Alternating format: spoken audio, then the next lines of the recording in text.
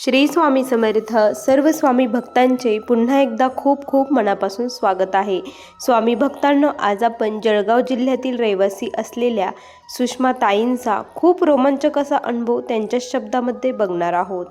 ताई म्हणतात, सर्वप्रथम सर्वांना श्री स्वामी समर्थ. अनंतकोटी ब्रह्मांड नायक राजाधिराज योगीराज परब्रह्म भगवान श्री स्वामी समर्थ महाराज यांच्या चरणी कोटी कोटी प्रणाम. स्वामी भक्तांना, आज मी तुम्हाला माझ्या जीवनातील स्वामींनी मला दिलेले खूप मोठे अनुभव शेअर करत आहे. स्वामींच्या इच्छेने मी अनुभव शेअर करत आहे. मी जळगाव जिल्ह्यातील रहिवासी. मी प्रतापनगर मठामध्ये जात असते. सर्वप्रथम सांगायला फार आनंद वाटेल की मी महाराजांच्या सेवेमध्ये स्वामींनी मला कसे घेतले. स्वामी भक्तांनो, काय झालं होतं की माझ्यावरती खूप दुःखाचे डोंगर कोसळलेले होते. इतका की काय, माझं लग्न झालं, 1 वर्षामध्येच आई गेली, वडील गेले. त्यानंतर माझ्या सासू सासऱ्यांनी माझा प्रचंड छळ करायला सुरुवात केली. मिस्टर देखील माझ्या बाजूने नव्हते, ते देखील मला त्रास द्यायचे. आई जसं सांगेल तसंच ते करत होते. यामुळे मी खूप डिप्रेशनमध्ये चालली होती, कारण माहेरी कुणाचा आधार राहिला नव्हता आणि सासरी देखील असा त्रास होता. त्यामुळे मी खूप रडायची आणि माझ्या माहेरी दत्तांची पहिल्यापासून भक्ती केली जात होती. त्यामुळे मला दत्त भक्ती करायला आवडायची. मी दिगंबरा दिगंबरा श्रीपाद वल्लभ दिगंबरा या मंत्राचा मी जप करत असायची. आणि एक दिवस असेच मी खूप दुःखात होती. मला माझ्या मिस्टरांनी खूप मारहाण केली आणि त्यानंतर मी जेव्हा गावामध्ये गेली होती आणि माझ्या शरीरावरती वळ देखील होते, माझा चेहरा रडून रडून पूर्ण सुजलेला होता.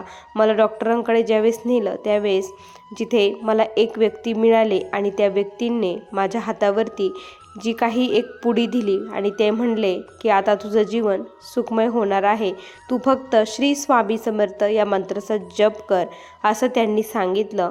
आता ते कोण होते, काय होते, मला काहीच माहीत नाही. मी घरी आले आणि ती पुडी उघडून बघितली तर त्यामध्ये विभूती होती आणि त्याच्यावरती लिहिलेलं होतं श्री स्वामी समर्थ असं लिहिलेलं होतं. आणि त्यानंतर मम्मी महाराजांचा फोटो वगैरे घरी घेऊन आले आणि त्यांनी सांगितल्याप्रमाणे श्री स्वामी समर्थ या मंत्राचा जप मी सुरू केला.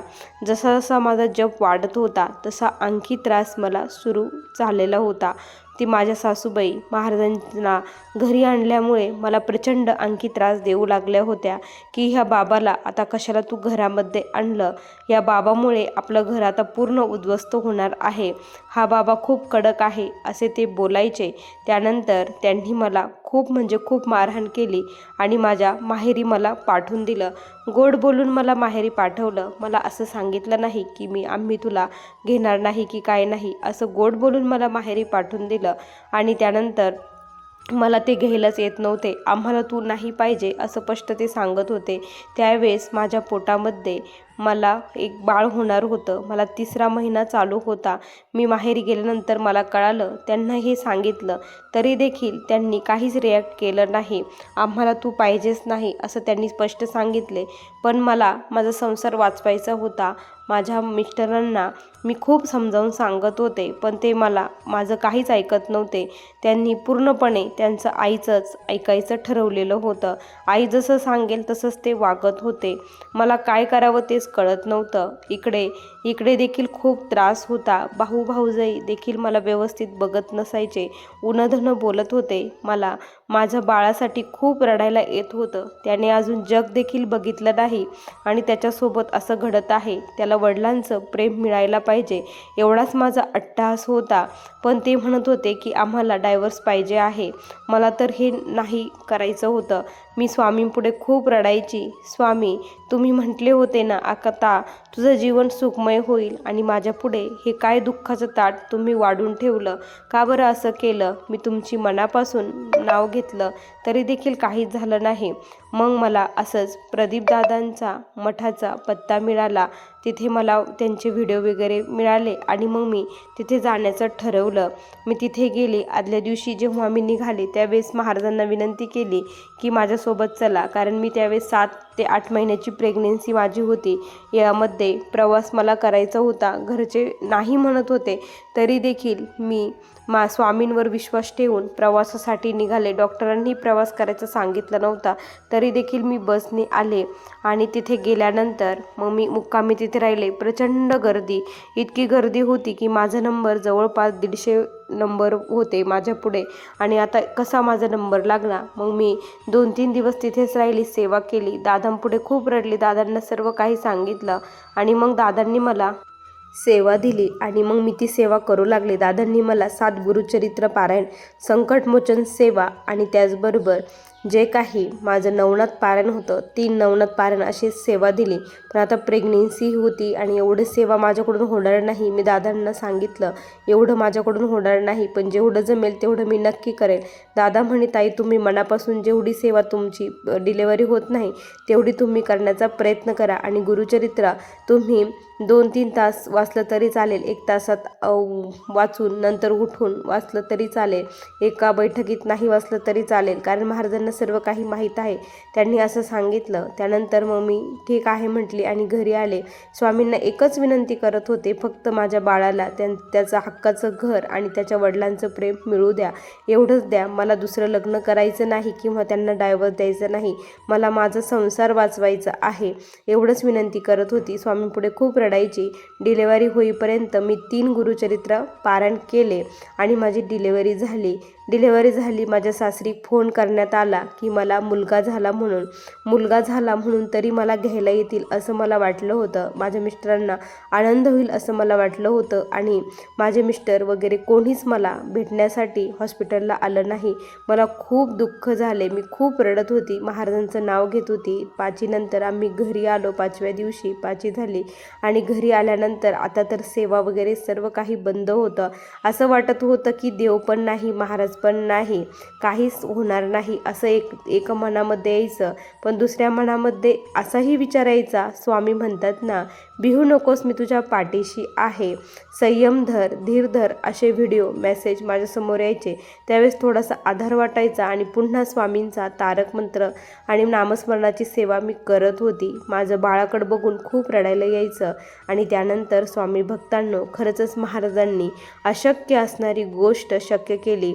जे मिस्टर मला बघायला सुद्धा येत नव्हते ते मिस्टर माझ्याकडे अचानक एक दिवस आले आणि बाळाला बघून त्यांना काय झालं मला माहीत नाही, पण ते रडायला लागले आणि माझी माफी मागायला लागले की मला माफ कर, मी तुला खूप त्रास दिला, 9 महिने तू खूप वेदना सहन केल्या आणि हे बाळाला जन्म दिला, आता तुला काहीच दुःख होणार नाही, चल आपण आता घरी जाऊया असं त्यावेळेस म्हणत होते. त्यावेळेस मला कळतच नव्हतं की हे असं काय करत आहे म्हणून, यांना नेमकी काय झालं.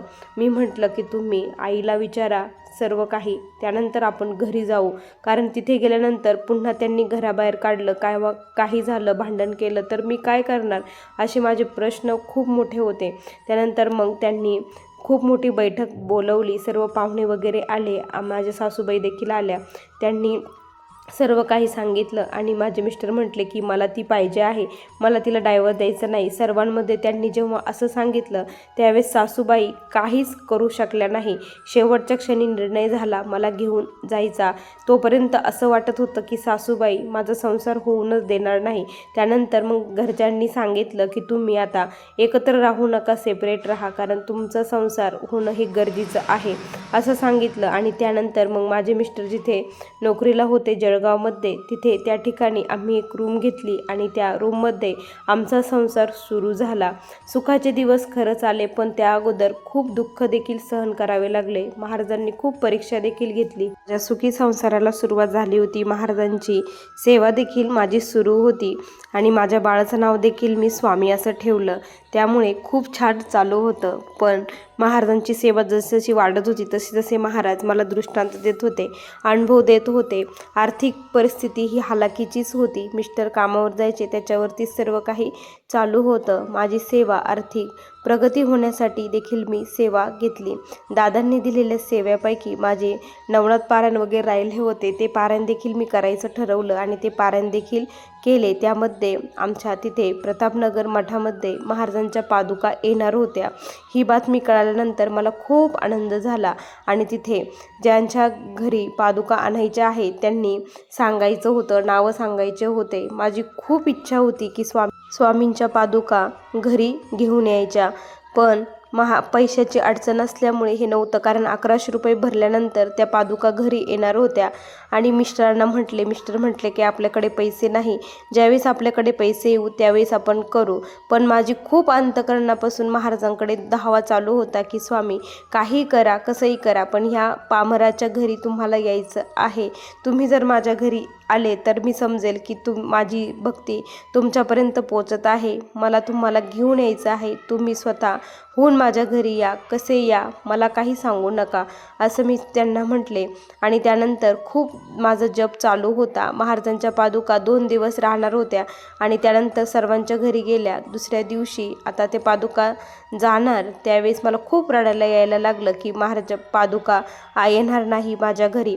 त्यावेळेस अचानक मिस्टर आले आणि मिस्टर म्हटले की माझ्याकडे पैसे आहे, तुला जर पादुका घरी आणायचे असेल तर तू आण, मला पैसे मिळाले आहे.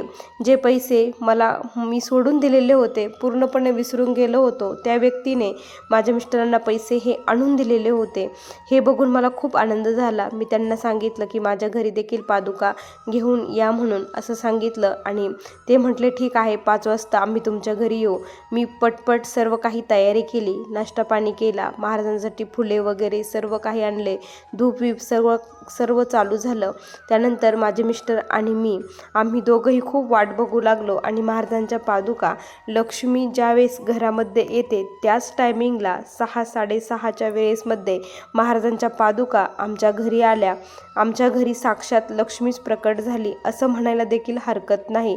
त्यानंतर पादुकांची आम्ही दोघांनी देखील खूप मनोभावे पूजा केली. त्याचं जे तीर्थ होतं ते त्यांनी आम्हाला घरामध्ये शिंपडण्यासाठी दिलं आणि सर्व काही जे काही होतं ते दिलं.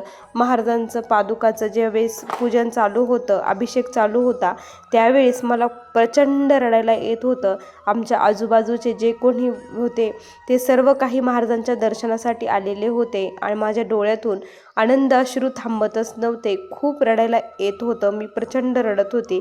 सर्व काही सोहळा एकदम व्यवस्थित पार पडला आणि महाराजांच्या पादुका गेल्या. ज्या दिवसापासून आमच्या घरामध्ये महाराजांच्या पादुका आल्या त्या दिवसापासून आम्ही कधीही मागे वळून बघितलं नाही आणि आमची प्रगती ही दुप्पटपटीने वेगाने होत गेली. माझ्या मिस्टरांचं पेमेंट वाढलं, त्यानंतर मी देखील एका ठिकाणी जॉबला लागले, तिथेही मला खूप छान पेमेंट मिळत होतं. माझ्या मुलाचं शाळा देखील तिथे जवळच होती, त्यामुळे कुठलंच टेन्शन नव्हतं.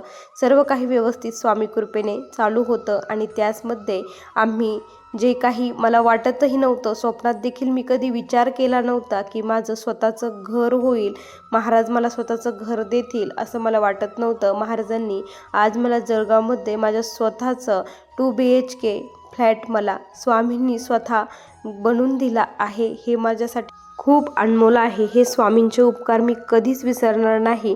कारण आमच्याकडे जे काही होतं त्यामध्ये आम्ही जे काही दागिने वगैरे होते ते मोडून कॅश रक्कम जमा केली, लोन काढला आणि आमचा लोन होणं हे खूप म्हणजे खूप मुश्किल काम होतं. पण स्वामींच्या कृपेमुळे, स्वामींना श्रीफळ अर्पण केल्यामुळे स्वामींनी ते काम एका चुटकीमध्ये पूर्ण केलं. म्हणजे स्वामींची माझ्यावरती प्रचंड कृपा आहे. स्वामी भक्तांनो, एकदा तर महाराजांनी माझ्या मिस्टरांना मरता मरता वाचवलं आहे. एकदा काय झालं की रात्री आम्ही झोपलेलो होतो, फॅन 5 वरती फुल चालू होता. त्या दरम्यान काय झालं की रात्री 2 वाजले होते. माझ्या मिस्टरांना अचानक जाग आली. ते कधीही रात्री उठत नाही, पण त्या दिवशी त्यांना अचानक जाग आली आणि पाणी पिवावंसं वाटलं, म्हणून ते पाणी पिण्यासाठी गेले. आणि ते जेव्हा उठले त्या क्षणी त्यांच्या तिथे झोपलेले होते तो फॅन तिथे जोरात येऊन पडला. आणि ते बघून त्यांना खूप आश्चर्य वाटलं की मी कधीच उठत नाही आणि आज मला पाणी पिण्याची इच्छा झाली आणि अचानक मी कसा उठलो. त्यावेळेस मी त्यांना म्हटलं, हे सर्व स्वामींची किमया आहे, हे सर्व काही स्वामींनी घडून आणलेलं आहे. स्वामींमुळेच हे सर्व काही होत असतं. जिथे स्वामींचं अधिष्ठान आहे तिथे असं अघटित कधीच काही घडू शकत नाही. स्वामी म्हणतात ना, हम गया नहीं जिंदा हूँ, याची प्रचिती त्या दिवशी महाराजांनी मला दिली. स्वामी भक्तांनो, आणखी छोटे मोठे महाराजांचे मला आलेले असंख्य अनुभव आहे, पण हे अनुभव तुमच्यासोबत शेअर करावे असे मला वाटलं, म्हणून हे अनुभव मी शेअर केले. श्री स्वामी समर्थ. बघा स्वामी भक्तांनो, किती सुंदर अनुभव आहे या ताईंचे. तुम्हाला हे अनुभव कसे वाटले नक्की कमेंटमध्ये कळवा. पुन्हा भेटूया अशा सुंदर अनुभवासोबत. तोपर्यंत सर्व स्वामी भक्तांना श्री स्वामी समर्थ. जय जय स्वामी समर्थ. श्री गुरुदेव दत्त.